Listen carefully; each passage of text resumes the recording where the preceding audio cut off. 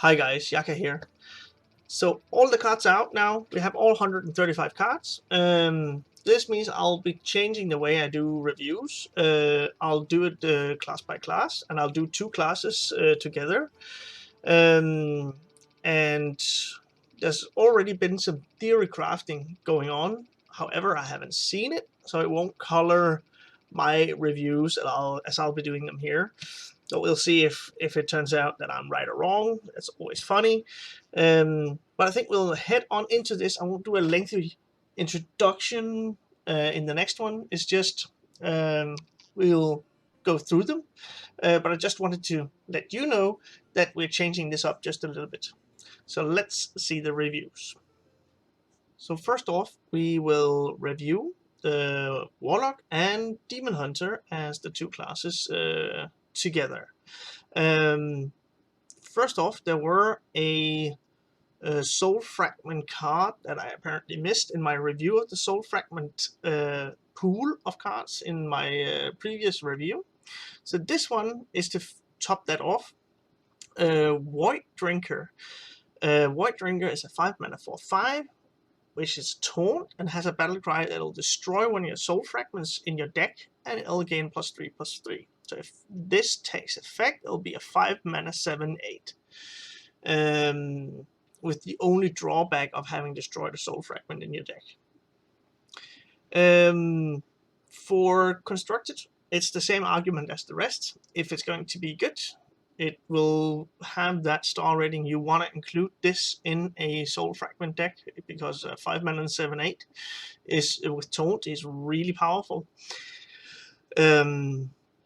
So I'll leave that at 3 mana, like the rest of the soul fragment cards, more or less all the soul fragments cards. For arena, it's not good because you're not guaranteed to get soul fragments at a 5 mana 4/5 taunt, even though it's taunt. The stat line is not good in arena, and that's what you have to realize, that this is actually the way that you have to consider this in arena. Again, it's 2 stars. If you have a bunch of soul fragment cards, yes, it's fine, it's good. So if there's the right condition for it, you can choose it, but generally it's not worth going for, and definitely not in one of the first picks whenever you do a arena draft. Then we have the studies card for Warlock. So of course they're studying demons, and like the rest of the studies cards, it's a 1 mana card unless you discover a demon, and the next demon that you play will cost 1 less. It can be the one discovered, or it can be another one in your hand. As you can see from the rating, I do not deem this as it's good enough to warrant a deck slot. You'd much rather run the demons that you want instead of trying to discover one.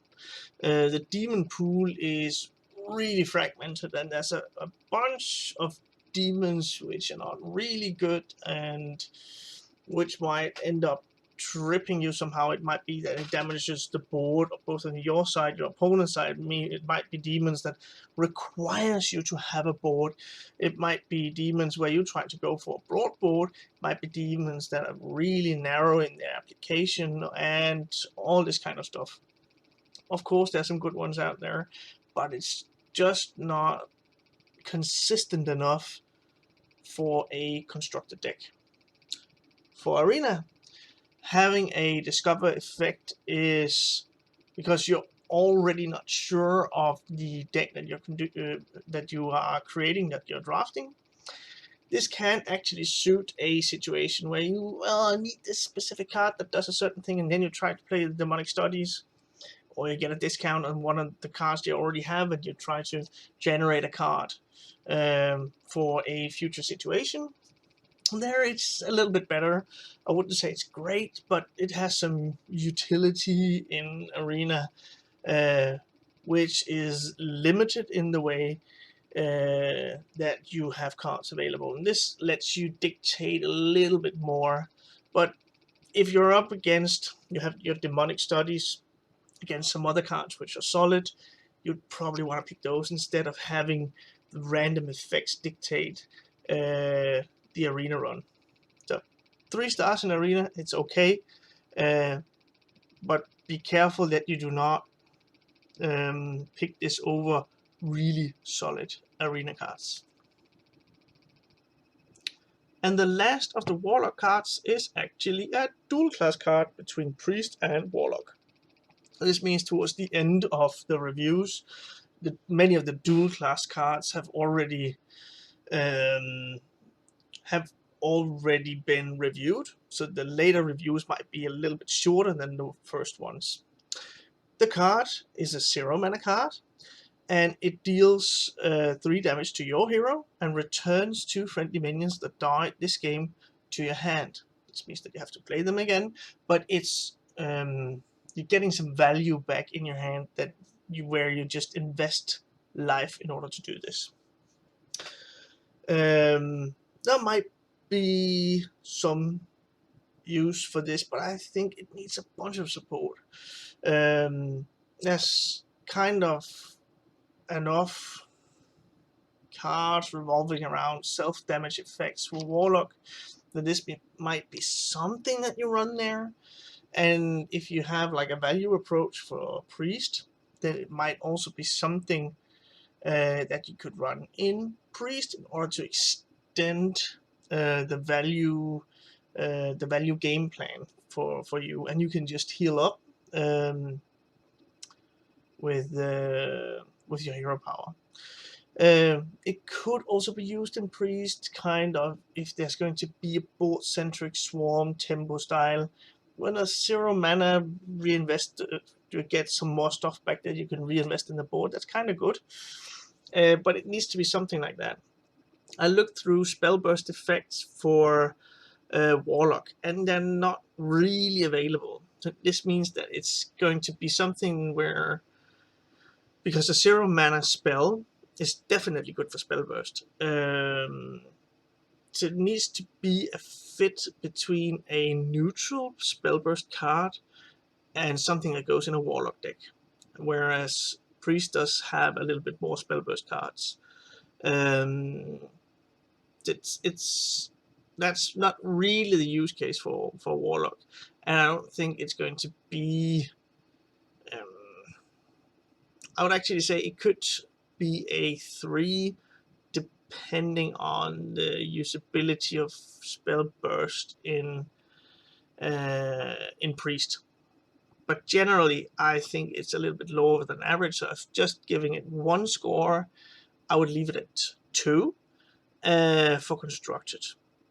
For arena, investing your life total in generating more value. So this is essentially 0 mana, draw 2 cards. You already have them played. It's not going to be, if it's going to be towards the early stages of the game, in that minion pool that you'll put back in your hand, they're going to be somewhat less powerful than the later minions that you draw into and play on the board.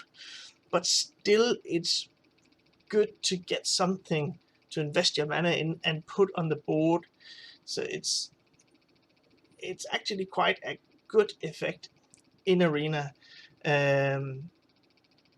Also, just maybe having the broad boards are really good, because you can dictate trades more easily when you can distribute them on the board. I think this is actually going to be quite a good arena card, and you'll see it a lot. You just don't want to overpick this, because you also need the minions. So you can't just try to generate minions out of nowhere. So you need to have a strong deck altogether, and this might be one of the things that might extend the game plan into the later stages, and might make sure that you don't run out of cards and steam, and will put you over the top to win. But it might not be the first pick that you want to create the solid deck first, and this can kind of be the nice stuff on top of the draft. So, okay, arena card, not strong enough in constructed. Then we move over to Demon Hunter, and we have a Demon Hunter card which is a 4 mana 5/4, so okay stats, and it has an outcast condition. So if you outcast, then you summon 2 1/1 demons. And the demons are called Starling Vile Fiends, which are just 1 mana. You're not going to cast it, they're just going to be summoned. But 1/1 demons with no text on them or anything. From a stats point of view, you could perceive this as a 4 mana 7/6 if you can outcast it. And that's really strong. It's just when you're up with what you're up against trying to do a constructed deck, you really need to make sure that all the stuff that you have in there are meant to have a specific game plan that you are veering towards. And it could work in Demon Hunter having a board-centric view where you drop stuff and put on the board and you try to go face, and all this you could use as a game plan for Demon Hunter. It's just really mid-rangey, and right now there's no strong mid-range Demon Hunter decks. I don't think it's going to be many times people are calling, well, you kind of have to cheat with your deck. It needs to, the sum of the cards needs to do something where it's kind of at the very edge of what is actually possible with the cards. When stuff comes together, whether it's a combo deck or an aggro deck or if it's a control deck, it really needs to be great. And this seems like it's a little bit more mediocre. For instance, this is easily answered by a swipe from Druid, for instance, which deals 4 damage and 1 damage to the rest of the board. And that's a turn 4 play. So there's kind of some easy counters to the card. It's not going to be strong enough the way I see it. It's great that it's there, and it's going to be a really good arena card, or a good arena card, because there's the potential, there's the upside of the outcast, which is really good, that you get a bunch of more stats than you would get out of a regular 4 drop. And the 4 mana 5/4 stat line, well, if you don't get it outcast, you can just put this on the board and you don't really, you're not hurt by it in any way. You don't need the outcast for the card to be good, for the card to be okay. And that's why it's 3 stars in Arena. You don't at all mind picking this. It's actually going to be a good fit in Demon Hunter. With the last couple of drafts that I had for Demon Hunter, actually the 4 cost spot in the draft seems to be weak. I haven't done enough testing on this yet, but it seems like it's kind of where it's fallen short each every time I try to do a draft. You have your hero power, which mitigates this somewhat, but still a solid 4 drop would be great to have for Demon Hunter, as it seems like this is where you might fall a little bit off, where the deck is not that consistent. So good arena card, not strong enough for constructed. Then we have a dual class card between Hunter and Demon Hunter, Blood Herald. And Blood Herald is a 5 mana card which has the stat line of 1 attack and 1 health. And if that were just the effect of the card, of course, the star rating that I have makes sense, but it does have an additional effect, saying whenever a friendly minion dies while this is in your hand, this one gains +1/+1. So essentially it is a board buff that we've seen before, like in Mean Streets of Gadgetzan, where you had, like, at least I know that Paladin had the board, the hand buff mechanic, and I think there were some others as well. It's been a while since I played it, but this one, for this one to work, you would want to have it in your hand, in your starting hand. And let's say that you're going first. You have 3 cards in your hand, and one of them is going to be a 5 mana card. that's going to be sitting there for 4 turns and doing nothing than taking the life out of the cards that you dropped on the board, if you at all can drop it. So it's probably, for this one to really be great, or just regularly good, 4 minions needs to die, and it's friendly minions. So if you on turn 1, 2, 3, and 4 you drop 1 minion, all of them have to die in order for this on turn 5 to be a 5 mana 5/5, which is not a good stat line in Constructed. With no other effect than that. This one can be silenced. It's just a 1/1 again. There are definitely other cards which seems like it's just better to run. Like a Stranglethorn Tiger is a 5 mana 5/5 with stealth. If that's silenced, it only loses the stealth. It's still a 5 mana 5/5. So I think it's cluttering up the hand. I think it's too slow, and it's not going to see playing Constructed, and the same logic applies in the arena. You don't want to have cards of high cost cluttering the hand. You want to be able to have options. It's great to have a curve to do something on 1, 2, 3, 4 in arena, but you also need, if you're, for instance, on 2, if you have the chance to play a 3/2 and a 2/3, well, then that very much depends on turn 1. If your opponent dropped a 2/1 on turn 1, then you don't want to drop the 2-drop that is a 3/2 stat line if you have the option of dropping the 2/3/1. But if you don't have the other one, then you drop the 3/2 because you don't want to fall too much behind on board. So this one limits your options in arena, and it's, for some of the same arguments, it's also bad there. It's not going to do enough in either game mode. It's a fun card that's been made, but it's not going to see any competitive play. Then we have Double Jump, and it's a 1 mana card which states that you draw an Outcast card from your deck. This one I had to think a little bit about. Draw is good, and targeted draw, where you can dictate you draw a minion or spell, and even if you can dictate that you draw a spell which costs more than that or less than that, then there's some build arounds that you can do whenever you construct a deck. So therefore this was a little bit difficult. So I looked through the Outcast cards available, because what you could essentially do is that you draw Double Jump over at some point in the game. You play it, and then you draw an Outcast card. When that is drawn, it is Outcast. So it's a possibility that you guarantee at late stages of the game that the cards that you draw are Outcast, and when you play them right away, they have this effect.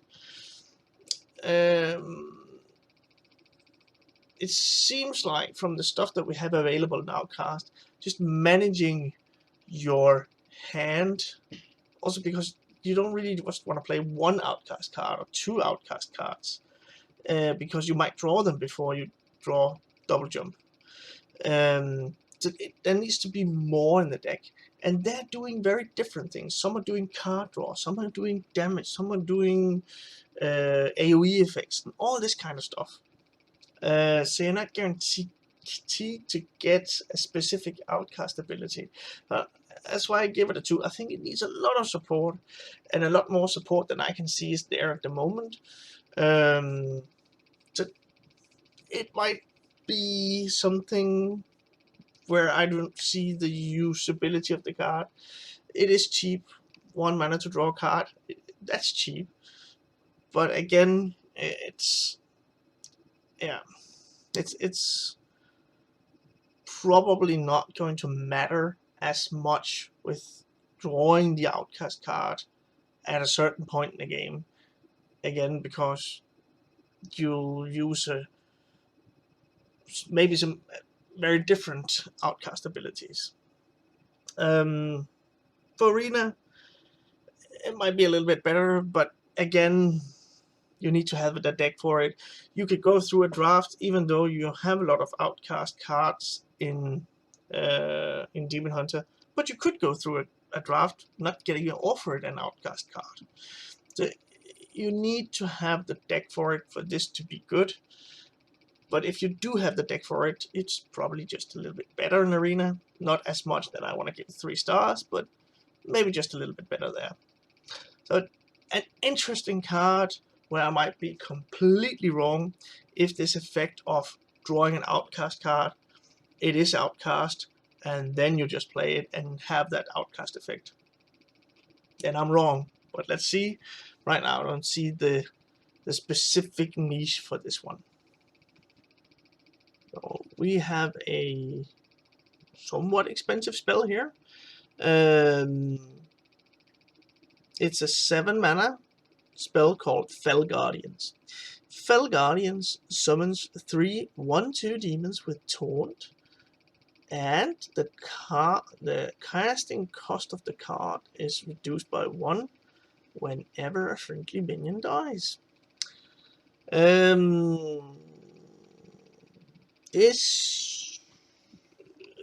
minions in themselves, these 3 1/2 demons with Taunt, for 7 mana, that's of course awful, but this one does not need to be in your hand. It can be in your deck. It's just over the course of the game, whenever you draw this or have it in hand, whatever might be the case, or it's generated, or whatever might be the case here. So if 7 minions of your minions, it needs to be friendly minions, have died. If 7 has died, then this will cost 0. So 0 mana for 3 demons with a 1/2 stat line, which has Taunt and protects the rest of the board. That seems quite good. The power level of the card is actually quite good.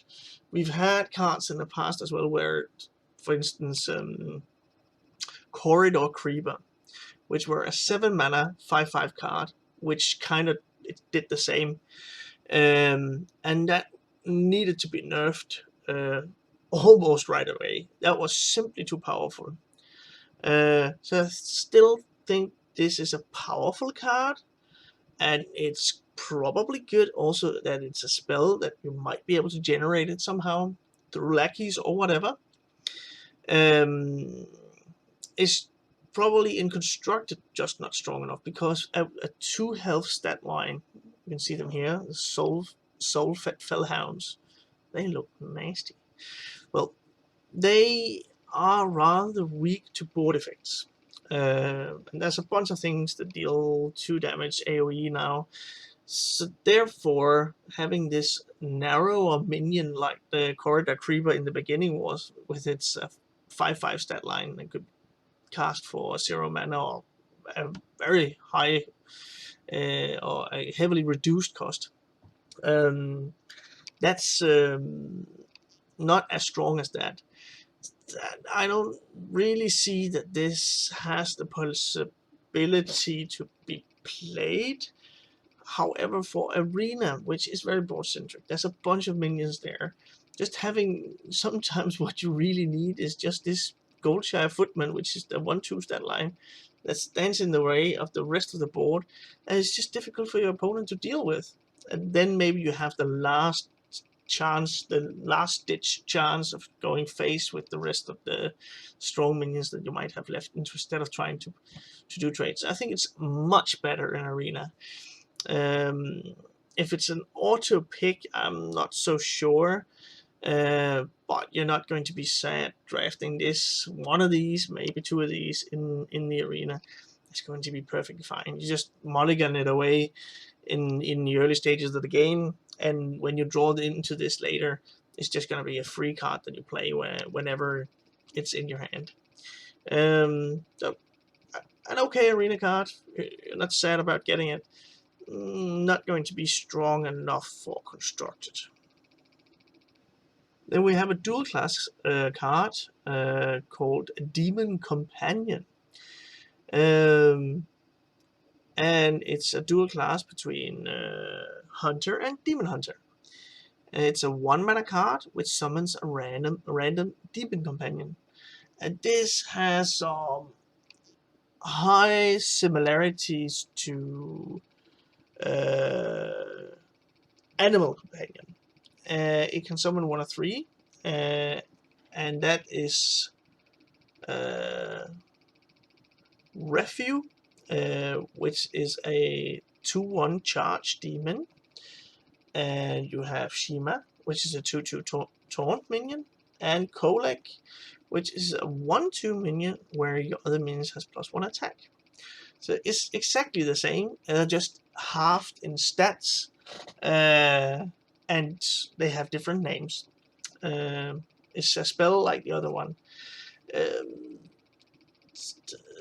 So as you can see, I'm not rating this all that high, mainly due to it does a lot. It's 3 different minions in one card, but you don't get to pick this. But Animal Companion is run as a staple in many Hunter decks. Why do I deem this as not being powerful enough? Because essentially, if you say for an Animal Companion you half the effect and you half the mana, then you should pay 1.5 mana to get this kind of the same effect. But the stats are, and this one only costs 1, so it's better, right? But I just think the stats are somewhat less impactful than you have for the Animal Companion. And it's just sometimes you actually cut the Animal Companion in some of the decks if you have a very strict and specific game plan. As a spell burst activator, this could be fine, but for Demon Hunter, there's, again, as I mentioned before in one of the other cards, there's really not many spell burst effects. It needs to come from the neutral minion pool, and right now at least, it might be that we find it. There's no game plan there for a spell burst Demon Hunter play or something like that, and it's just easily removed. If you get Kolek on 1, it's the first card you play. It's a 1/2 to +1 attack. It's not going to be something that applies for Kolek, so it's just going to be a 1/2. If you get was it Shima, or it was Refu that was the charge minion, sure, you deal 2 face damage. That's fine if you're an aggressive deck. But if you're up against like a rogue or a mage, you could just ping, use a hero power to get rid of a card. Yeah, I might be wrong here. At least it might be towards the maybe 2 or 3 stars, but I don't think it's going to be strong enough. It's too easily removed, and the effect is really random. And the spell burst side of having cheap spells doesn't really seems to be that much supported in Hunter and Demon Hunter. A fine card, it's great that it's there, that you can generate it, all this kind of stuff. It's great that it's in the game. I really like it. But not for Constructed. Is that going to be a stable run in any deck? For Arena, I think it's a little bit different there, because the usability of the card, you just drop this later in the game as kind of a filler card in a turn where you have a mana left over, or you can drop it on 1. That's also perfectly fine. So if you have a good curve, like 1, 2, 3, 4, but on 4 you don't have a 4-drop. If you can drop a 3-drop and this one, well, then that's perfectly fine. You really want to use all your mana there, whereas you might be pushing towards specific game plans in Constructed. It's not the same in Arena. So therefore, I think and it also goes to prove the power level of the card the way I see it. So if it's strong in Arena and not strong in Constructed, you don't have a suit for it in a deck. It needs more help, but the card could be strong, and that's the way I see it, and that's why I rated 3 stars in Arena. Then we have an epic dual class weapon between Demon Hunter and Hunter. So it's a 1 mana 1/4 weapon. So a lot of charges for 1 mana. That's really good. Just on its own, it might be worth considering running in a really aggressive deck, but it actually does something a little bit more. So it states that after your hero attacks a minion, your minion all your minions attack that one too. So this means that you hit whatever minion, you take some damage, but the rest of the board that is on your side also goes into attacking that minion, like maybe a huge taunt or something like that. You could also use this as something where you push face first. So you use all your minions, like you maybe have 3 or 4 minions. You push face damage. You equip True Aim Crescent. Then you hit one of your opponent's minions. Like, it can't be a taunt because you went face, but like a somewhat of a threat on the other board, something that you want to remove, maybe something with a lingering effect or a spell burst that hasn't been activated yet, but you really wanted to get the face damage in. Or you do a value trade on one minion, and then you have that one left over because it can still attack so you can actually get multiple attacks out of your board. That is something that is really powerful. You're breaking a game mechanic with this, and whenever you break a game mechanic, that's kind of where I have my antennas out, and I think this is definitely. I see the use case for aggressive decks, but it could also be in the control archetypes where you kind of do more value trades, do a value trade, and then you invest another minion in doing something else. So it might have different application altogether, actually. So I think this is powerful, and perhaps in different decks as well. That's for constructed. For arena, weapons are good, and weapons where you can do exactly what I described. So if you drop a minion, it has summoning sickness. Well, you hit with a True Aim Crescent, it's just 1 mana. Then essentially, it's a dictated rush from whatever minion that you dropped on the board, and you invest a little bit of health in doing that trade. That's amazing. It's really good. It's a good arena card. That good constructed, a good arena card. It does something where some of the game mechanics are kind of stretched. You can do something with this that's not really possible at the moment in the game, other than investing other cards like rush, something that gives rush, like rush lackeys and stuff like that. But this is somewhat different, and I really like it. It's a cool card, and I expect that it'll be tried, and I think it's going to be good. Finally, we have the pure Demon Hunter card, no dual class here. A 9 mana 10/10 Ancient Void Hound, which is a demon. A powerful demon card. It has a lingering effect saying that at the end of your turn, so the turn that you drop this also takes effect. Steal 1 attack and health from all enemy minions. So it's not something that affects your board, only the enemy minions. But this is insanely powerful. It's such a powerful card. Your opponent has 3 1/1 minions. They are removed. They will get reduced to 0 health. So the cards can't exist with 0 health. So it'll be a board wipe there. And this will be a 13/13 on the turn that you drop it. So you get a board effect and a buff to the Ancient Void Hound. Why don't I give it more than 2 stars then?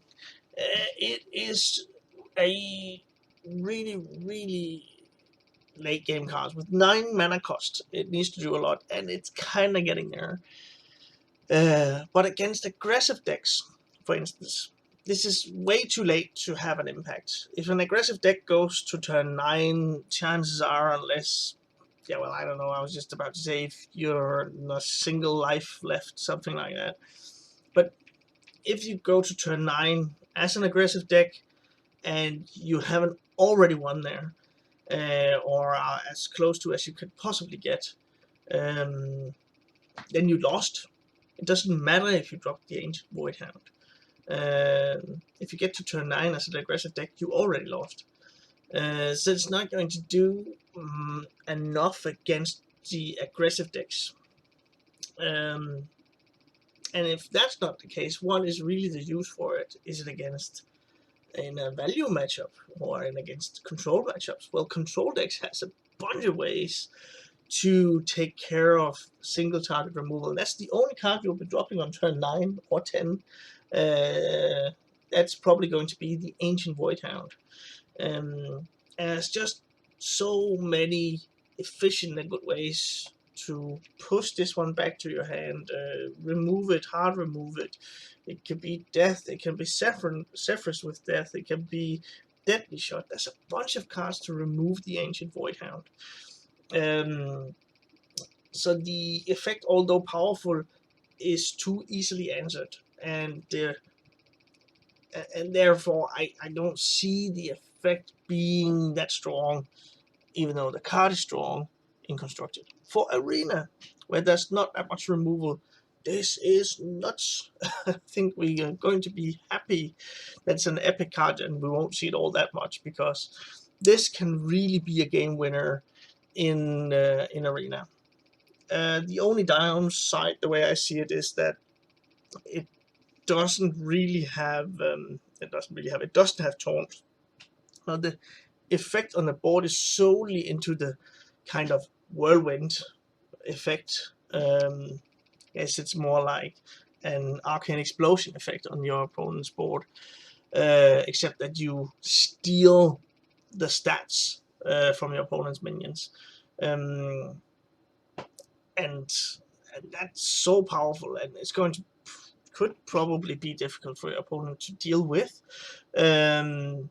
So much stronger card in Arena, and it's definitely a 4-star card for Demon Hunter there. So be careful, guys, when you're playing against Demon Hunters towards turn 9 and 10. If this one comes down, you don't want to have too weak of a board, because this can go nuts. That concludes part 6 of the card reviews, and we finished with Warlock and Demon Hunter. So all the cards are evaluated, and stay tuned for the next one. We'll go through 2 more classes, and thanks for watching, guys.